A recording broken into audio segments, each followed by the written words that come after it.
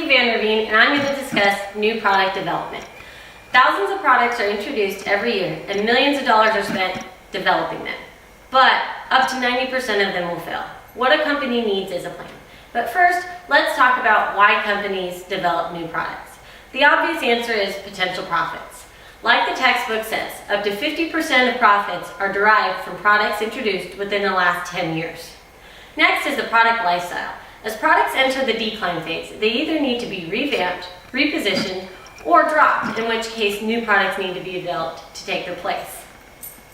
The last is consumer demand, which can and should drive new product development. There are two ways to think of new products: new product types and growth strategy. The textbook does a good job in describing these, so I'm just going to recap. There are 5 types of new products: new to the world, new category entries, additions to product lines, product improvements, and repositionings. And there are 4 different growth strategies: market penetration, market development, product development, and diversification. Let's outline the new product development plan. First, the company needs to create ideas, and then needs to screen these into a limited number. Of these ideas, they need to be evaluated and ranked, and then the products need to be planned out and developed. The last step is to test and commercialize the products.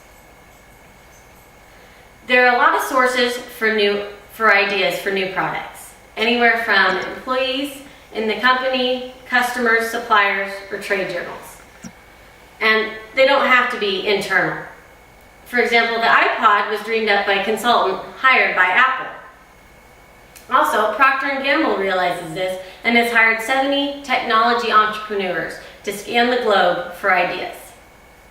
There are lots of ideas that can come up with, so they need to be screened into a manageable number, as resources are limited and only so many products can be pursued. Creating a cross-functional team who will be able to evaluate whether the ideas match market needs, are in line with their organizational strategy, and can be produced profitably is essential. If there's a good idea that the company doesn't have the resources to develop, it can work with another company in a strategic alliance. Next, to evaluate and rank the products, the company needs a criteria, and this will vary from company. It can be anything from potential profits to time to remaining optimal introduction.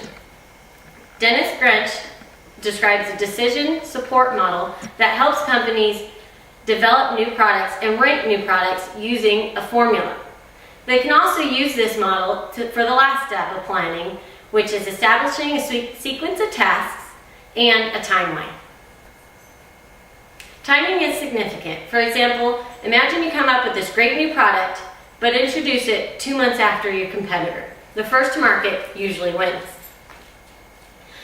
In developing the new product, it needs to be researched and tested for the details. Everything from engineering and manufacturing qualifications to suppliers and distributors and the marketing approach. It is estimated that 80% of the new product costs are established in the first 20% of development. So it can be advantageous for companies to involve their suppliers early in the design process. Leveraging this knowledge can result in fewer parts, more efficient assembly, and overall lower cost. Next is testing and commercialization. Test marketing is an opportunity to gain feedback and insight about consumer response, potential problems, and the marketing approach. The greatest potential for loss in the new product development is during the commercialization phase and can be upward of $15 million. But if the data suggests that the product is not going to be profitable or there's more negative information, the company should realize it's okay to not continue to pursue the product. Management staying with the product when it's not looking profitable is called escalation bias and can be disastrous for a company. Once a product is moved into commercialization, it is important to follow up, as there may be adjustments needed for the product or the marketing strategy. Companies also need to measure the success of their new product development process, and this can be done using profits, budgeted actual, and numerous ways. There are criteria for successful new products. 1, the products must be noticeable and different. 2, they have to have a clear message. You must know your audience. For example, the iPod could have been described with a lot of technical jargon, but because it was being marketed to mass consumers, it had to be said in plain English. Hence, Steve Jobs describing it in 5 words: 1,000 songs in your